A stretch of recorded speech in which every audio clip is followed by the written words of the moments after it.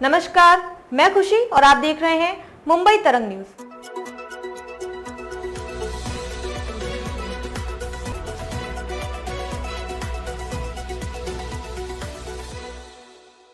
महाराष्ट्र नवनिर्माण सेना के अध्यक्ष राज ठाकरे हाल ही में चांदीवली में आयोजित एक जनसभा में मौजूद थे। महेंद्र भानुशाली की प्रचार रैली में बोलते हुए राज ठाकरे ने महाराष्ट्र में भविष्य की राजनीतिक स्थिति के बारे में चिंता व्यक्त की है। साथ ही राज्य के राजनीतिक घटनाक्रम को लेकर एक बार फिर राजनीतिक दलों और नेताओं की आलोचना भी की। जनता से अपील करते हुए ठाकरे ने कहा है कि इस चुनाव में पैसे से बिकने वाले नेताओं को नहीं चुना जाना चाहिए। आखिर क्या कहा राज ठाकरे ने कहा कि हाल फिलहाल में जिस तरह की चीजें हो रही हैं, ऐसे में 2024 के चुनाव को मजाक में न लें। कल को अगर इसी तरह देशद्रोहियों का समर्थन किया जाएगा तो वे समझेंगे कि वे जो कर रहे हैं वही सही है। ठाकरे ने आगे कहा कि अगर ऐसा हुआ तो भविष्य में भगवान ही महाराष्ट्र को बचा सकते हैं, कोई और नहीं बचा सकता। सबकी समझ यही होगी कि पैसे लेकर बिक जाना सही है। आज जो लोग एक पार्टी से दूसरी पार्टी में जाते हैं, उन्हें लगेगा कि चाहे जो हो जाए लोग तो उन्हें ही वोट देंगे। बता दें, एमएनएस ने चांदीवली से महेंद्र भानुशाली को उम्मीदवार बनाया है। भानुशाली के लिए प्रचार करते समय राज ठाकरे ने विपक्षी दलों के उम्मीदवारों की भी अच्छे से खबर ली।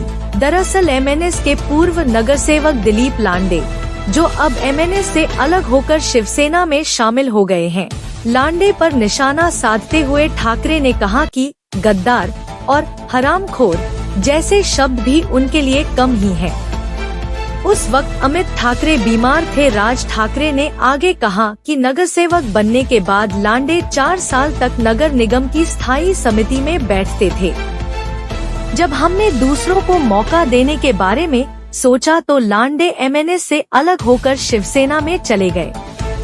इस बारे में बात करते हुए राज ठाकरे ने कहा कि दूसरों को मौका देने के लिए उन्हें थोड़ा रोका गया तो वे शिवसेना के हाथों बिक गए। राज ठाकरे ने कहा कि जिस समय दिलीप लांडे बिके थे, उस समय अमित ठाकरे बीमार थे। ऐसे समय में उन्होंने पार्टी से गद्दारी की थी। ऐसे इंसान को जनता दोबारा चुनेगी क्या?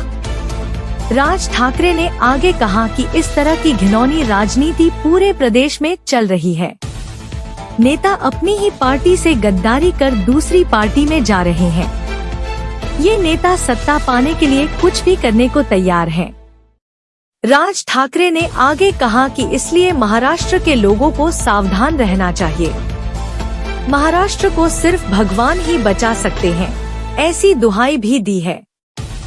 खबरों में अब तक के लिए बस इतना ही। फिर होगी आपसे मुलाकात ऐसे ही एक और लेटेस्ट अपडेट के साथ। तब तक के लिए नमस्कार और बने रहिए मुंबई तरंग न्यूज पर। ऐसे ही ताज़ा अपडेट के लिए हमारे YouTube चैनल मुंबई तरंग न्यूज को सब्सक्राइब करें और तुरंत नोटिफिकेशन पाने के लिए बेल आइकन प्रेस करना ना भूलें। और यदि आप हमें फेसबुक के माध्यम से देख रहे हैं तो हमारे चैनल को फॉलो जरूर करें। धन्यवाद।